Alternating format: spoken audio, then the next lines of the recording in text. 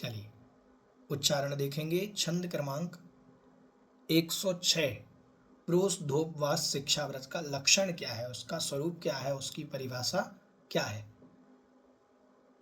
परवर्ण यष्टम्याम, परवर्ण यष्टम्याम, पूरा ध्यान से उच्चारण देखेंगे, थोड़ा क्लिष्ट है। परवर्ण यष्टम्याम, परवर्ण यष्टम्याम च ज्ञातव्यः, ज्ञातव्यः प्रोषधोपवासस्तु, प्रोषधोपवासस्तु,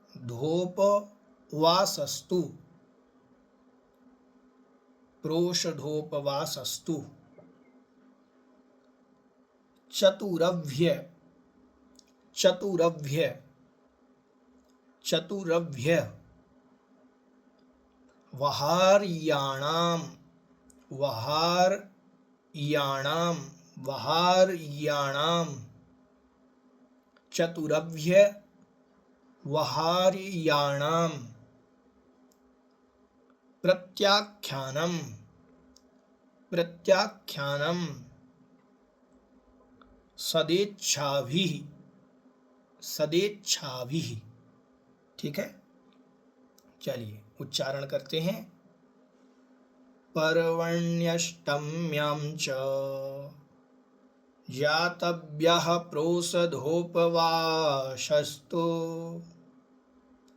चतुरव्यवहार्याणां प्रत्याख्यानं सदेच्छाभिः। परवण्यष्टम्यां च ज्ञातव्यः प्रोषधोपवासस्तु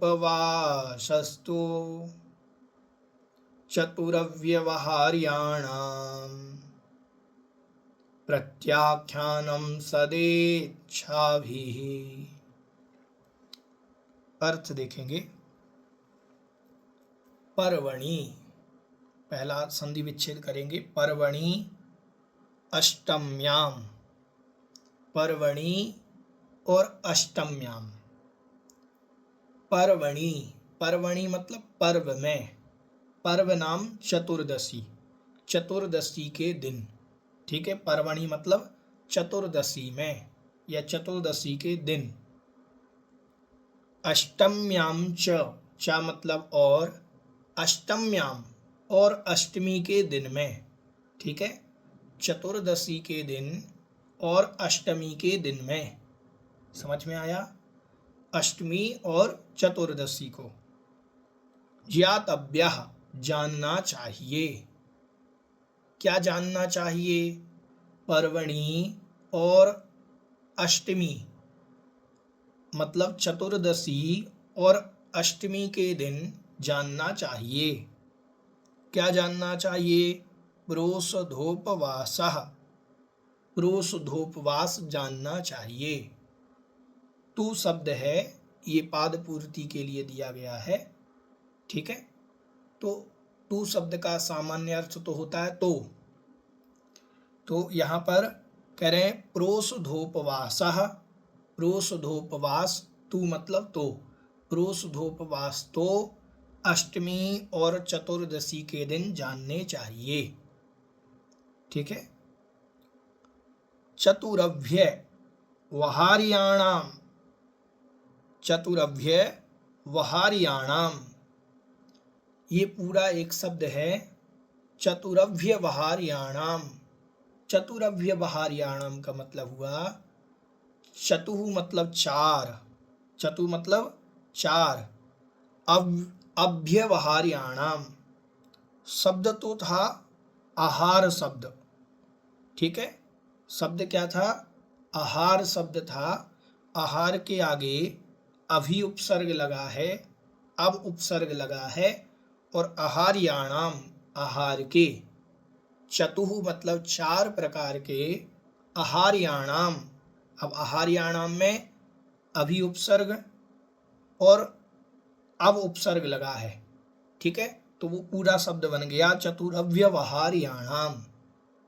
तो चार प्रकार के आहारों का, चार प्रकार के आहार क्या होते हैं? चार प्रकार के आहार होते हैं स्वाद्य, खाद्य, लेय और पेय।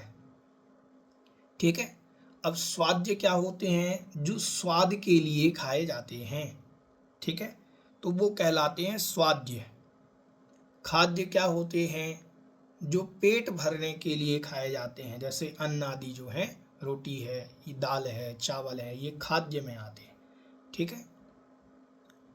लेह्य, लेह्य मतलब होते हैं जो चाटने योग्य होते हैं, जिनको अपन चाट सकते हैं, जैसे चटनी हुई, है ना, इत्यादि लेह्य के अंदर आते हैं, रबड़ी आदि।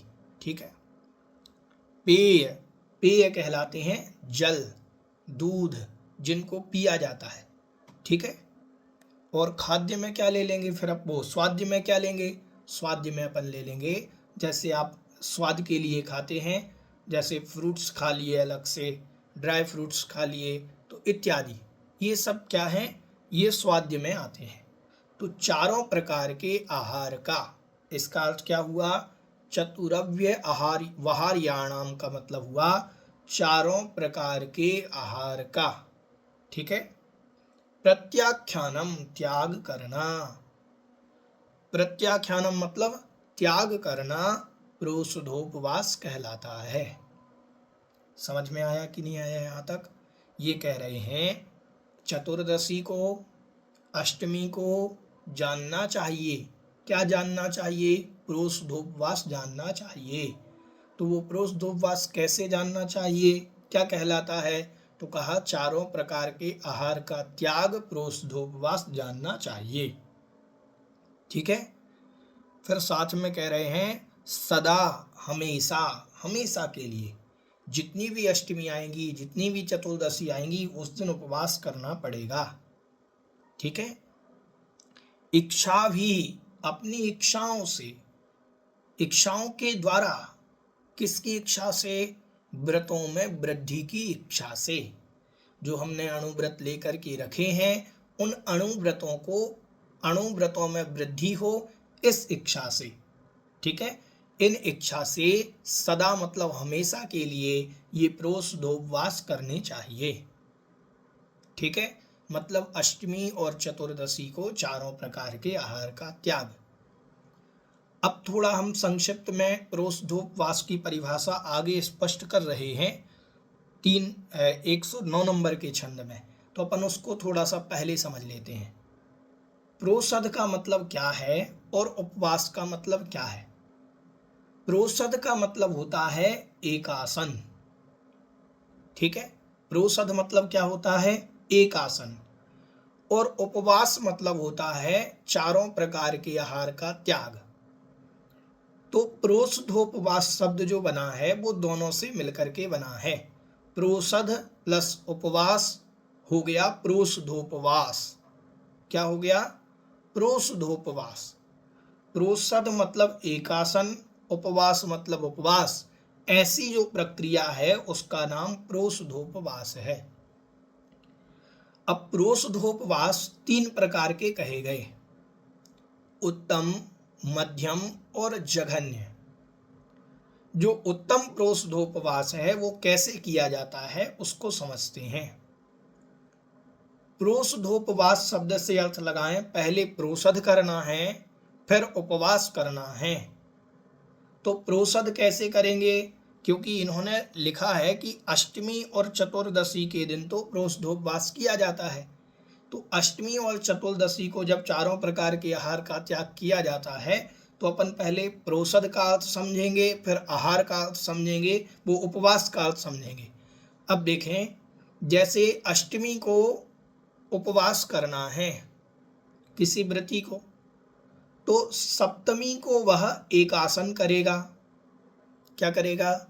सप्तमी को एकासन, अष्टमी को उपवास और नवमी को फिर एकासन। समझ में आया? ये कहलाता है उत्कृष्ट प्रोषधोपवास। कैसे करना समझो। जितनी भी अष्टमी आएंगी तो उस अष्टमी को उपवास करेंगे व्रती, 2 प्रतिमाधारी से, जिनके नियम है, व्रत है, नियम से करना, सदा हमेशा के लिए करना। क्या करना? प्रक्रिया, उत्तम प्रोषधोपवास क्या है कि सप्तमी को एकासन, अष्टमी को उपवास, नवमी को एकासन। ये तो हुआ उत्कृष्ट रूप से। अब मध्यम रूप, अगर कोई इतना उत्कृष्ट नहीं कर सकता तो मध्यम रूप में करना। मध्यम रूप में क्या है, सप्तमी को दोनों टाइम आहार ले लेगा, अष्टमी को उपवास करेंगे और नवमी को दोनों टाइम आहार ले लेंगे, व्रती। समझ में आया? मतलब मात्र अष्टमी को उपवास करना ये मध्यम प्रोषधोपवास कहलाता है। अब जघन्य क्या है? जघन्य है सप्तमी को दोनों टाइम आहार लिया, अष्टमी को एकासन किया, अष्टमी को क्या किया, एकासन किया, और नवमी को फिर दोनों टाइम आहार ले लिया। अब अष्टमी वाले दिन शाम को कुछ नहीं ले सकते।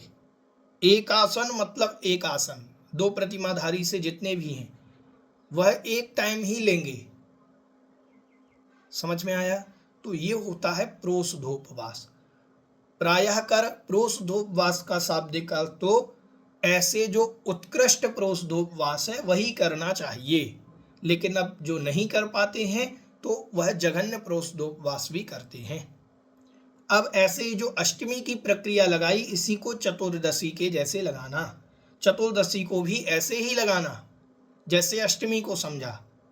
त्रयोदशी को एकासन, चतुर्दशी को उपवास, फिर आगे अमावस्या या पूर्णिमा जो भी आएगी उस दिन फिर एकासन। ऐसे ही त्रयोदशी को दोनों टाइम आहार लेना, फिर चतुर्दशी को उपवास, और फिर अमावस्या या पूर्णिमा आएगी उस दिन फिर दोनों टाइम आहार लेना। या तो ऐसा कर सकते, फिर जघन्य प्रोषधोपवास चतुर्दशी को ऐसे बनेगा कि त्रयोदशी को दोनों टाइम आहार लिया, चतुर्दशी को एकासन किया, और फिर अमावस्या और पूर्णिमा को दोनों टाइम आहार लिया। तो ये भी जघन्य प्रोषधोपवास कहलाता है।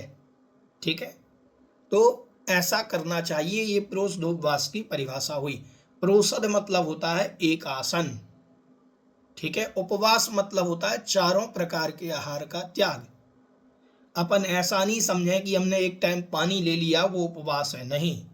उपवास में चतुरव्यवहार्याणाम प्रत्याख्यानम, चारों प्रकार के ही आहार का त्याग, खाद्य हो, स्वाद्य हो, लेह्य हो और पेय हो, कोई भी हो, सभी प्रकार के आहार का त्याग होगा, पानी भी नहीं पिएगा। ठीक है, इस प्रकार से ये संक्षिप्त में हमने आगे एक छंद आएगा तो उसको भी यहाँ पर इसलिए बतला दिया क्योंकि प्रोषधोपवास की चर्चा है और अपन कैसे कैसे प्रक्रिया कर सकते हैं उत्तम मध्यम जघन्य के रूप में, तो ये यहाँ पर जाननी चाहिए। समझ में आ गया छंद का पूरा अर्थ? चलिए।